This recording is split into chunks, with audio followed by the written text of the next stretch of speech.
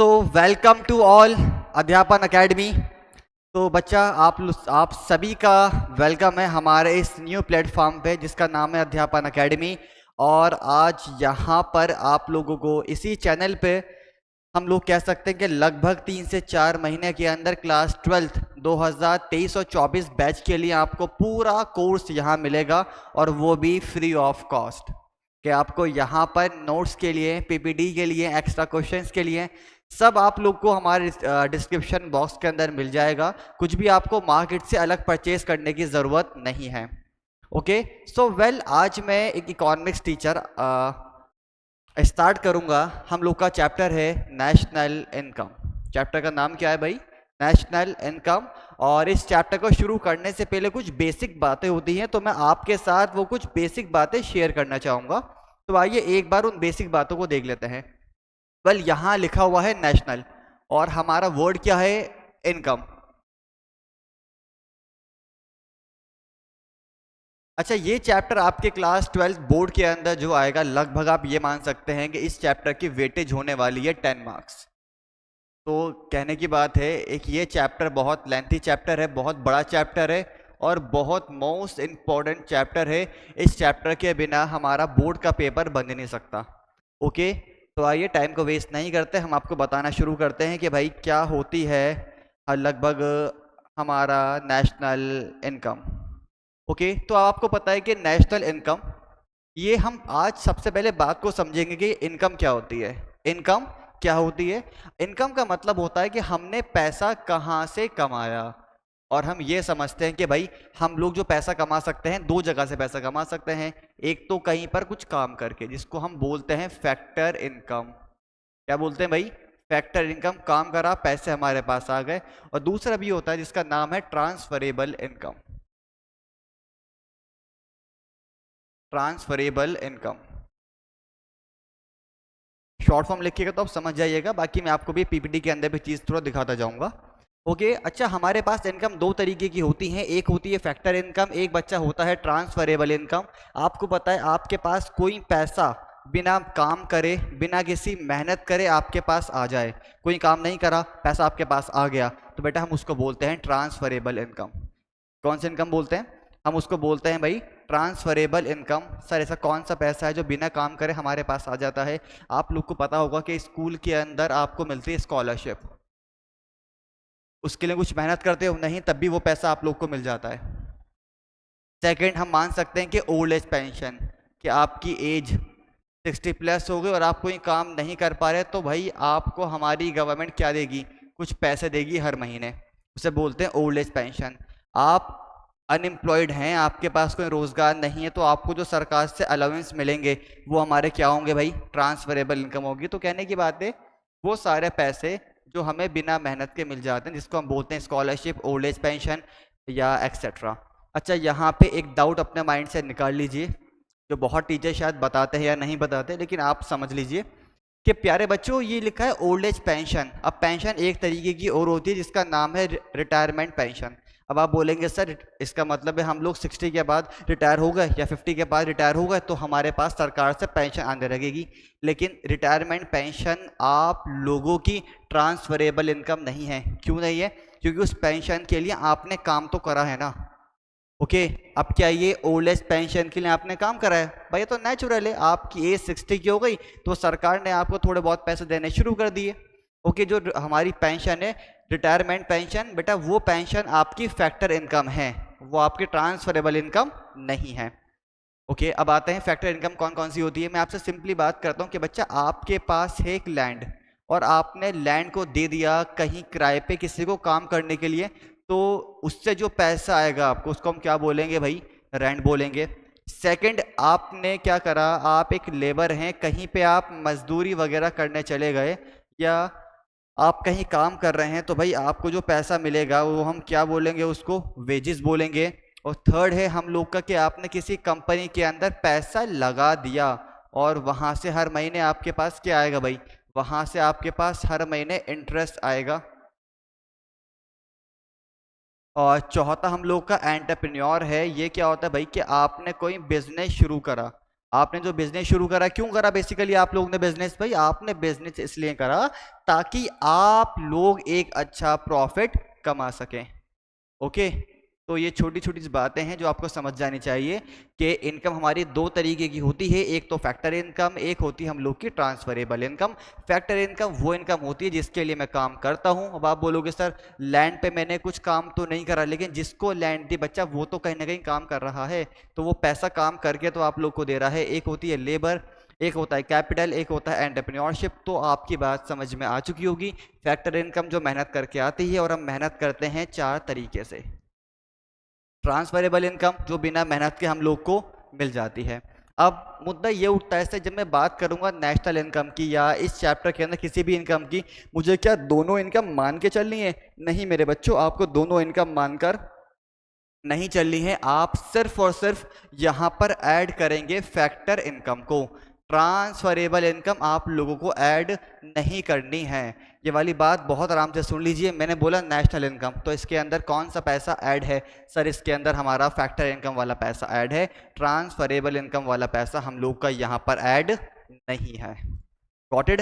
तो उम्मीद है इनकम आप लोग को समझ में आ चुका होगा। अब आइए समझते हैं पूरी बात जो लिखी है, नेशनल इनकम कौन सी इनकम हमारी होती है। बेटा ये हमारे एक बहुत प्यारे भाई हैं जिनका नाम है मिस्टर राजू। अब जो ये राजू भाई हैं, ये क्या करते हैं? ये कुछ महीने काम कर रहे हैं भाई। अच्छा ये एक रेजिडेंट हैं। सर रेजिडेंट कौन होता है? बात को समझते हैं। देखो रेजिडेंट का सिंपली छोटा सा मतलब होता है कि जो इंसान एक इंडिया का है और अगर वो पैसे बाहर भी कमा रहा है, कहीं बाहर भी वो काम कर रहा है, लेकिन उसको वो काम के बाद वापस कहाँ आना पड़ेगा? सर अपने ही कंट्री में आना पड़ेगा। उसके खर्चे कहाँ पे लगते हैं? सर अपनी कंट्री के अंदर होते हैं। हम उसे क्या बोलते हैं? रेजिडेंट बोलते हैं। तो अब बात को समझते हैं। एक ये राजू भाई हैं, राजू भाई एक रेजिडेंट हैं और लगभग ये इंडिया के अंदर काम करते हैं 4 महीने, और 4 महीने काम करके यहाँ से पैसे कमाते हैं भाई 20 लाख रुपए। और बाकी के हमारे जो 8 महीने हैं ये काम करते हैं यूएस के अंदर, और वहाँ से काम करके ये भैया पैसे कमाते हैं कितने? 30 लाख रुपए। तो ये बताइए इनके पास कितने पैसे हो गए? सर इनके पास पैसे हो गए 50 लाख रुपीस। तो ये 50 लाख रुपीस इनकी कौन सी इनकम है? आप यहां से बात समझ जाइए। 50 लाख इनकी नेशनल इनकम है। क्यों इनकम है? सर क्योंकि इन्होंने 4 महीने काम करा इंडिया के अंदर और बाकी के 8 महीने काम करा इन्होंने अपना यूएस के अंदर। तो ये पैसा कौन सा है? ये पैसा इनका है नेशनल इनकम। Got it? अब सर हमारे तो सीबीएसई बोर्ड है, आईसीएसई बोर्ड है, हम तो इंग्लिश में कैसे लिखेंगे इस वाली चीज को? आइए आपको वो वाली बात भी थोड़ा याद कराते हैं। National income or factor income. भाई कौन सी इनकम है? National income or factor income which is earn by, जो कौन कमा रहा है, which is earn by a resident within a country and outside the country is called national income. बात समझ गए आप? भाई जो पैसा हमारे इंडिया के अंदर भी कमाया जा रहा है और जो पैसा हमारे इंडिया के बाहर भी कमाया जा रहा है उसे हम क्या बोलते हैं? नेशनल इनकम बोलते हैं। उम्मीद है बात आपको समझ में आ चुकी होगी। चलें थोड़ा सा आगे। अच्छा ये सारी बातें एक बार मैं आपको नोट से दिखा देता हूँ, वहाँ आपको देखेंगे तो थोड़ा सा और आपको चीज़ें समझ में आनी शुरू होंगी। ओके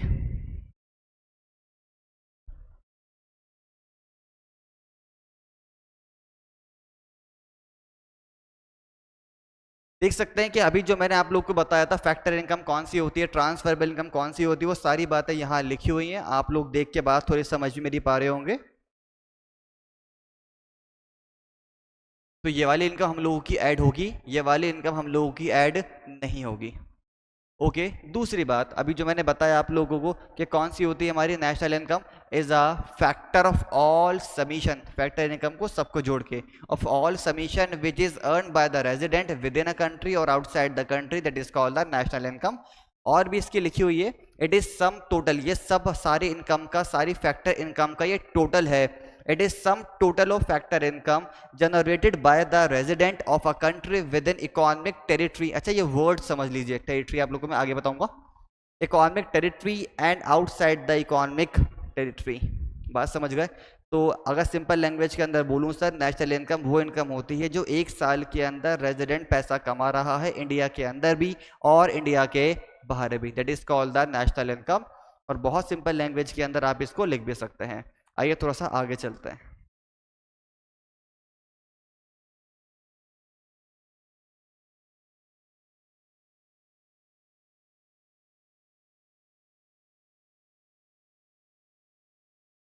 अब एक छोटी सी बात और है कि मैं आप लोग से बात करना चाहूँगा कि भाई हमारी ये छोटी सी बात बताइए कि ये नेशनल इनकम कौन सी इनकम होती है। अब ये तो पता होगी आपको। अच्छा मुझे ये बताइए अब, अगर मैं बात करूँ आप लोग से कि डोमेस्टिक इनकम कौन सी इनकम है, तो बता सकते हैं आप लोग?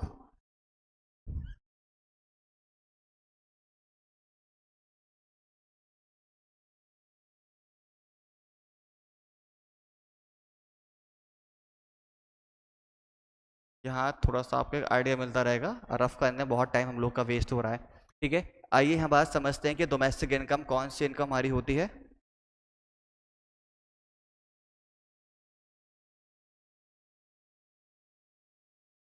बेटा देखो, ये एक वर्ड है डोमेस्टिक। डोमेस्टिक समझ जाइए आप लोग कि सर इंडिया के अंदर की बेसिकली बात हो रही है।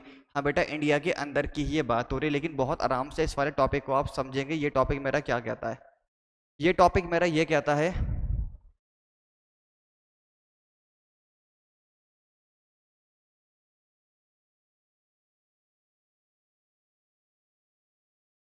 डोमेस्टिक इनकम टॉपिक मेरा ये कहता है कि ये हमारी बहुत प्यारा सा देश इंडिया है, और इस इंडिया के अंदर एक भाई है जो इंडिया का ही है जिसको हम बोलते हैं रेजिडेंट, और एक भाई है हमारे जो यूएस से यहाँ पर काम करने के लिए आया हुआ है जिसको हम बोलते हैं नॉन रेजिडेंट। अब मुझे छोटी सी बात आप ये बताइए, डोमेस्टिक इनकम क्या होती है? इंडिया के अंदर कोई भी पैसा कमाए, चाहे वो एक रेजिडेंट हो चाहे वो नॉन रेजिडेंट हो, उसका पैसा कहाँ पे ऐड होगा? सर उसका पैसा ऐड होगा हमारी डोमेस्टिक इनकम के अंदर। क्यों? क्योंकि वो हमारी इंडिया के अंदर काम करके पैसा कमा रहा है। तो सेम एज आप इसको भी ये बोल सकते हैं कि domestic income is a factor income. ये भी एक फैक्टर इनकम है। Domestic income or factor income which is earn by, जो कौन कमा रहा है? Resident and non resident within a country is called a domestic income. बात समझ गए? एक कंट्री के अंदर हमारा कोई भी भाई पैसा कमा रहा है, वो इंडियंस हो या इंडियंस ना हो, यानी रेजिडेंट हो या रेजिडेंट ना हो, उसके पैसे को हम क्या बोलते हैं भाई? उसके पैसे को हम बोलते हैं डोमेस्टिक इनकम। अब यहाँ मुझे आप लोग को थोड़ी सी बेसिक बेसिक बातें बतानी है। अब वो बेसिक बेसिक बातें क्या हैं, आइए एक बार थोड़ा सा वो हम बात को समझने की कोशिश करते हैं।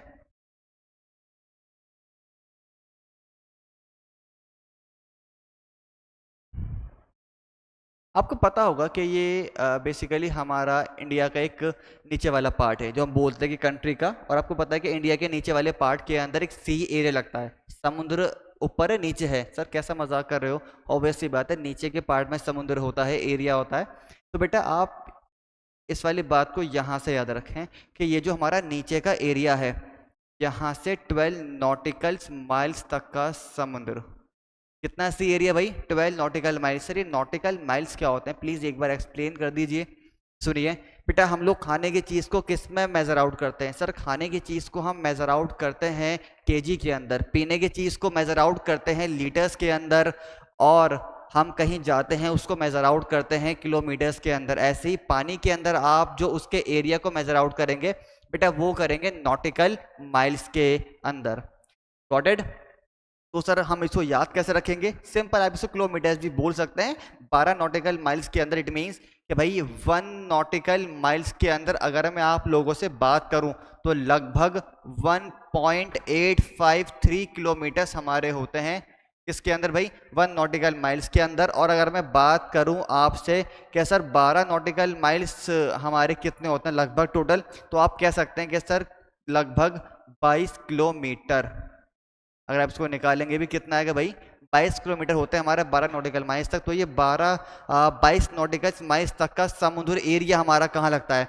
सर ये हम लोग का लगता है इंडिया के अंदर। अब इसमें कोई भी काम हो रहा हो, मतलब कोई भी एक्सपेंस लग रहे हो या कोई भी यहाँ से पैसा कमाया जा रहा हो, तो वो सारा कहाँ पे ऐड होगा? वो ऐड होगा डोमेस्टिक इनकम के अंदर।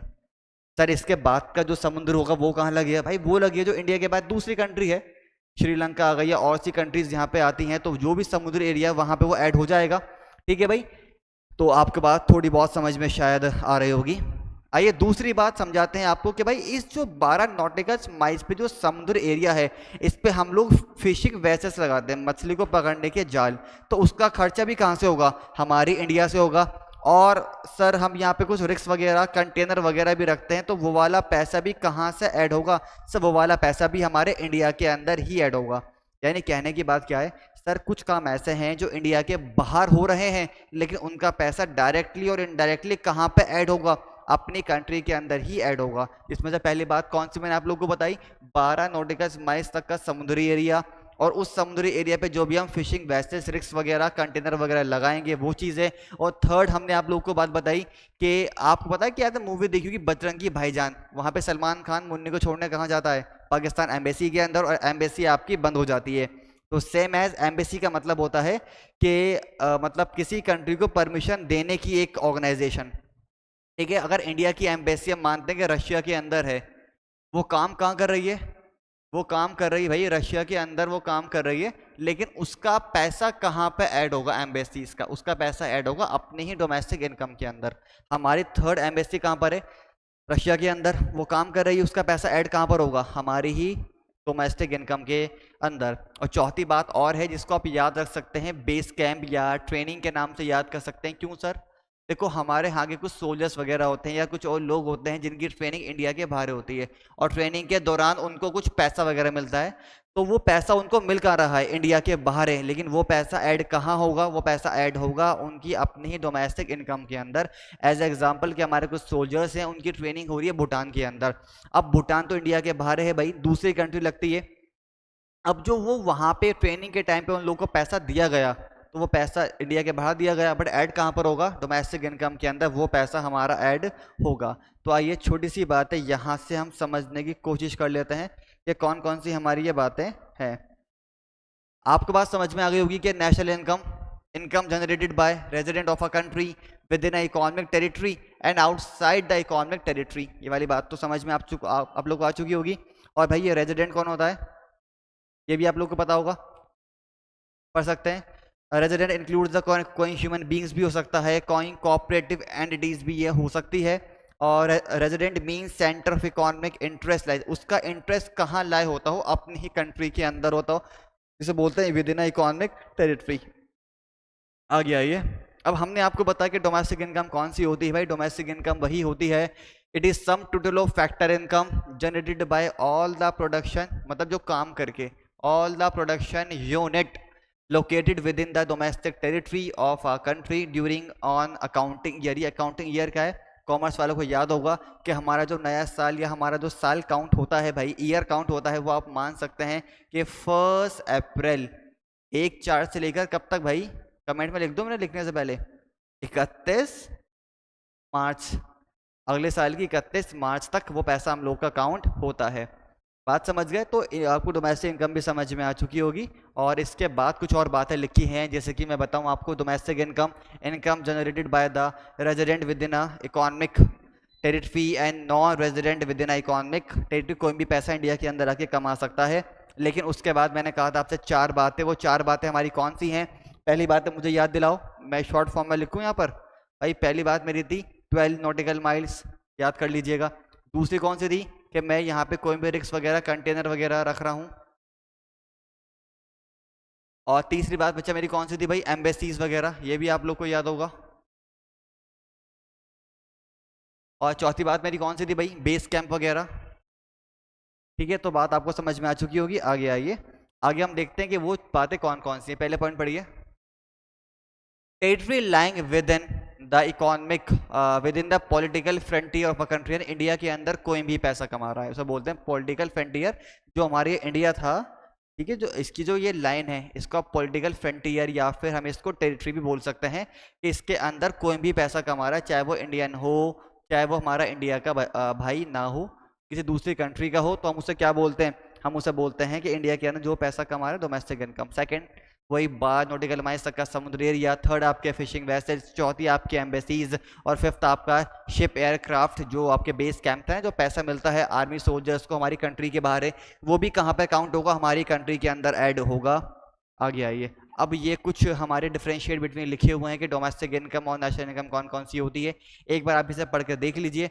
अगर आपको प्रॉब्लम आती है तो मुझे इसी वाले पार्ट के अंदर कमेंट कर दीजिएगा। अगर प्रॉब्लम आएगी किसी पॉइंट को समझने के अंदर, जब मैं पार्ट 2 बनाऊंगा या पार्ट 3 बनाऊंगा, क्योंकि अभी इस चैप्टर के बहुत सारे पार्ट्स बनने वाले हैं, बहुत लेंथी चैप्टर बेटा ये होने वाला है, तो मैं इस वाली चीज़ को वहाँ पे एक्सप्लेन कर दूंगा। लेकिन एक बार ट्राई करें, समझें कि सर ये NFIA क्या होता है, NFIA माइनस क्यों करा आपने, यहाँ पे प्लस क्यों करा आपने। आप मुझसे पूछेंगे, मैं आपके आंसर्स दूंगा, तो मुझे और थोड़ा सा प्राउड फील होगा आप लोगों को पढ़ाने में। ओके, तो आइए थोड़ा सा और आगे हम लोग चलते हैं। अब यहाँ पे कुछ ट्रीटमेंट लिखा हुआ है कि डोमेस्टिक इनकम आपको बताना है कौन कौन सी होती है। फर्स्ट पॉइंट लिखा हुआ है बेटा, profit earn by branches of foreign bank in India. क्या बोला कि प्रॉफिट कमा रही हैं कुछ ब्रांचेस फॉरेन बैंक के इंडिया के अंदर। हमारे इंडिया के अंदर कुछ फॉरेन बैंक्स की ब्रांच है। ये हमारा भाई इंडिया है, इसके अंदर ये फॉरेन बैंक्स की ब्रांच है छोटी सी। अब यहाँ पैसा कमा रही है, तो क्या ये पैसा हमारी डोमेस्टिक इनकम में ऐड होगा? ऑफ कोर्स यस सर, आपने इंडिया के अंदर कोई भी पैसा कमाए तो ऐड होगा। सेकंड कौन सा लिखा है, profit earn by a resident of India from its company Singapore. हमारा एक रेजिडेंट है, वो भाई पैसा कहाँ कमा रहा है? अपनी कंपनी के अंदर, जो कि सिंगापुर के अंदर है, तो वो डोमेस्टिक इनकम के अंदर ऐड नहीं होगा। क्यों नहीं होगा सर? क्योंकि कंपनी भी है, रेजिडेंट भी है, लेकिन हमारी कंट्री से बाहर है वो कंपनी है। अब आप बोलोगे सर अभी तो आपने कहा कि कुछ बातें हमारी इंडिया के बाहर होती हैं बट उनका पैसा हमारी कंट्री के अंदर ऐड होता है। हाँ मेरे बच्चों होता है, लेकिन वो 4 बातें हैं। क्या उन 4 बातों के अंदर मैंने कहीं आप लोगों को पढ़ाया कि कहीं सिंगापुर की कंपनी वगैरह के बारे में? नो सर, वो 4 बातें कौन सी हैं आपको आगे रिवाइज करा दूंगा। Next point, profit earn by a company in India which is owned by a non resident. अब कहने की बात क्या है कि भाई हमारे इंडिया के अंदर एक कंपनी के अंदर एक भाई काम कर रहा है और पैसा कमा रहा है, लेकिन वो इंडियन नहीं है, वो एक नॉन रेजिडेंट है। तो होने दो, इंडिया के अंदर कोई भी पैसा कमाए किसी भी कंपनी के अंदर काम करके, तो वो कौन है भाई? नॉन रेजिडेंट है। तो ऑफकोर्स ये वाला पैसा हमारी डोमेस्टिक इनकम के अंदर ऐड होगा। नेक्स्ट देखते हैं, नेक्स्ट कौन सा लिखा है, fourth point, profit earn by branches of SBI in USA। SBI की कुछ ब्रांचेस कहाँ पर है? US के अंदर है, वहाँ पे कुछ लोग काम कर रहे हैं, तो क्या वो पैसा हमारी डोमेस्टिक इनकम में ऐड होगा? नहीं सर, वो पैसा हमारी डोमेस्टिक इनकम के अंदर ऐड नहीं होगा, क्योंकि वो बैंक हमारे इंडिया से बाहर है और वो 4 बातों के अंदर भी नहीं आता। फिफ्थ पॉइंट कौन सा लिखा हुआ है, land rent receive by an individual by Indian from building in London. एक इंडियंस की बिल्डिंग कहाँ पर? भाई लंदन के अंदर, वहाँ पैसा कमा रहा है। ऑफ कोर्स ये भी सर ऐड नहीं होगा। और सिक्स कौन सा लिखा है, कंपेंसेशन, जो कि salary wages of a employees to the resident of Japan working in Indian embassy. Okay, तो कितना शानदार पॉइंट आ चुका है। पॉइंट हमारा क्या कहता है, दोबारा देखिए। पॉइंट ये बोलता है कि इंडियन एम्बेसी के कंपनसेशन यानी सैलरी वेजेस मिल रहा है एक एम्प्लॉय को जो कि एक रेजिडेंट है, कहाँ पे? Japan, working in Indian embassy. एक जापान भाई का भाई है, वो इंडियन एम्बेसी में काम कर रहा है। तो इंडियन एम्बेसी कहाँ पर है? जापान के अंदर है, वहाँ पे जापान के कुछ लोग काम कर रहे हैं। तो ये बताइए वो पैसा कहाँ ऐड होगा?